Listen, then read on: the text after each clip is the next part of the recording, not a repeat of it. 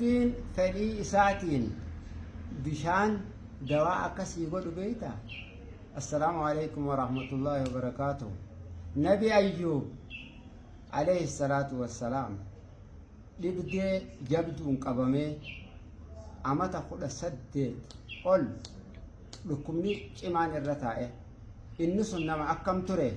Nama qabeenya qabu, nama warra guutuu qabu, nama ilmaan qabu, dureessa beekamaadha.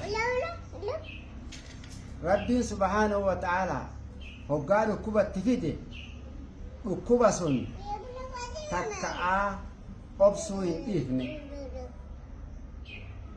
Obsisaa cimaadha akkaan. Innaa wajadnaahu saabiran ni'mal abdu innahu awwaab jedhe Rabbiin. Nuti Nabi Ayyuub ni garre obsaa tahuu ije. Obsaa tahuu dhagarree Rabbiin subhaanahu wa ta'aalaa.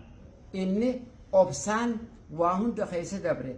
Rabbiin horii san harkaa fixe, warrallee harkaa fixe, firalleen biraa fagaate, namaa fi fira hunda if biraa dhabe kana keessa ture.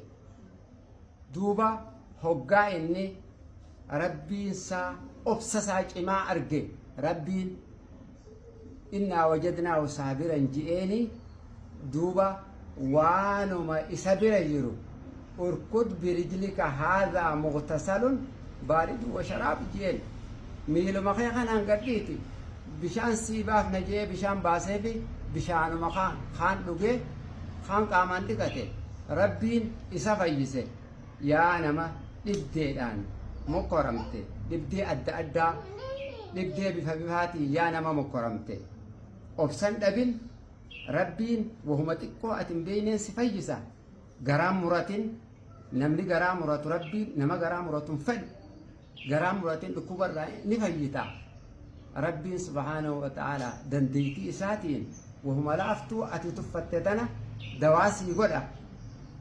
Garaa ati muratin akka Nabi Ayyuubitti obsi deebi'een Rabbiin subhaanahu wa ta'aalaa warraas horii saniis isaa deebisee fayyaas isaaf kanne Nabi Ayyuub. Atiis waa hundaa'u akka siif qindeessu obsi. Yaa gabricha Rabbii obsaa sirraa fedhama. Mana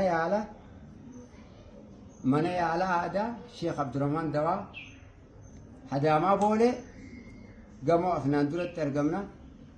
Bilbilli keenyas duwwaa 9 15 76 44 62. Rabbiin dhukkuba isaa akka Nabi Ayyuubitti sirraa haa kaasu. Assalaamu alaykum.